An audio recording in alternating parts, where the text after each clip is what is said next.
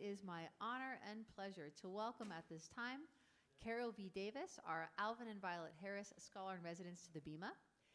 She is the author of Below Zero, Because I Cannot Leave This Body, and Between Storms. She won the 2007 T.S. Eliot Prize for Poetry for Into the Arms of Pushkin, Poems of St. Petersburg. Her first book, It's Time to Talk About, was published in 1997 in a bilingual English-Russian edition. She was twice a Fulbright Scholar in Russia at the Jewish University in St. Petersburg in 1996 and 97, as the first American to teach there and the first person to teach Holocaust literature in Russia. Her 3 children were with her in Russia that year. She also worked with the Holocaust Center in Moscow developing Holocaust curriculum for Russian schools. She had a second Fulbright in Russia in 2005 and was the 2008 Poet in Residence at Olivet College. Her poetry has been read on NPR, Radio Russia, and at the Library of Congress, and published in journals including Tikkun, Commentary, Lilith, Bridges, Midstream, and Ted Kuser's American Life in Poetry. Her poems and anthologies include Life Cycles Volume 1, Jewish Women on Life Passages and Personal Milestones, the Bloomsbury Anthology of Contemporary Jewish American Poetry, and the forthcoming Jewish Poems for the Third Millennium. She was formerly poetry editor of the Jewish Journal, and in 2018 guest edited a double issue of Shirim on contemporary Jewish American poets. Recently, she has been advising the CCAR Journal on Jewish poetry. She is a 2020 evaluator for the Fulbright program and teaches at Santa Monica College and at Antioch University, Los Angeles, and in winter 2017 and 2018 taught at Buratya State University in Siberia. We welcome Carol V. Davis to our BEMA.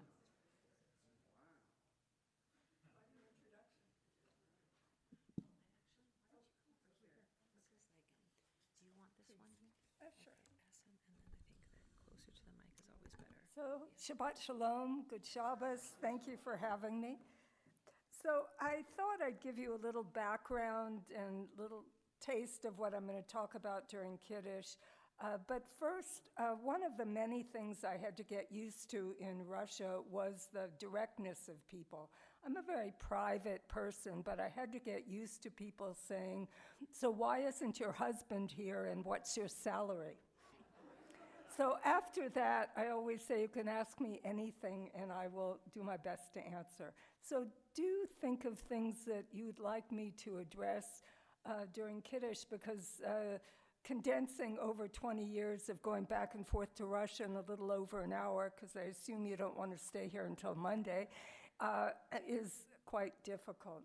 But I thought I'd tell you a little about what took me on this journey. So I actually am a Californian, that rare breed. I was born in Berkeley. My father was an academic. Theirs was a mixed marriage of German Jews and Russian Jews. Both my parents were born in New York. None of the grandparents were from Germany and Austria on my mother's side, Russian, what's now Ukraine on my father's side.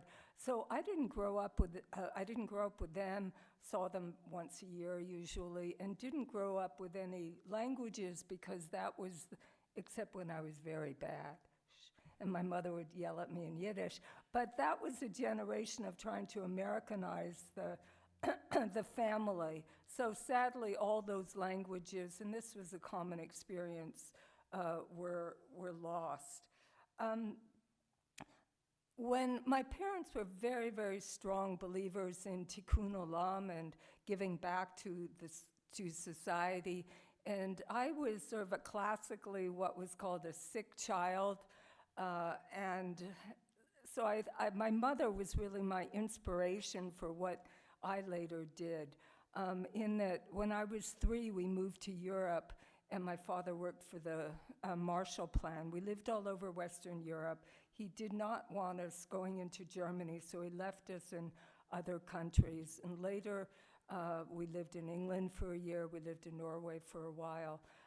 So I figured if my mother could do it with a child who was always sick, my brother didn't have that, and do Europe in the 50s, I could do Russia with 3 kids with asthma in the 90s. So what took me on this path? I had fallen in love with Russian literature, studied Russian, went to graduate school in Slavics, Russian literature primarily, and a friend who was an academic suggested I should apply for a Fulbright.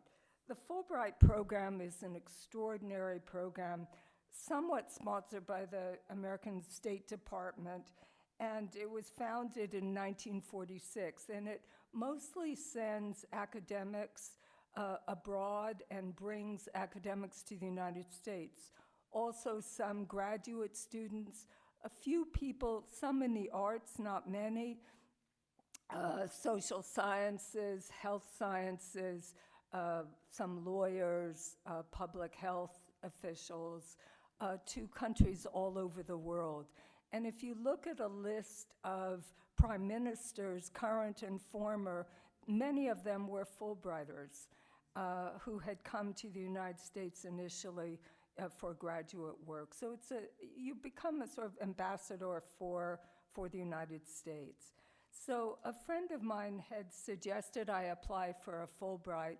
I was not really teaching much at that time, but as luck or Bashert would have it, I went to a talk at what was then UJ and heard someone from the Jewish University in St. Petersburg, Russia.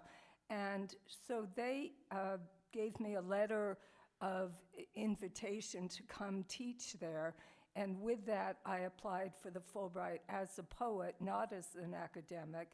And with the typical Jewish optimism, I was about 98% sure I wouldn't get the Fulbright. And lo and behold, I did.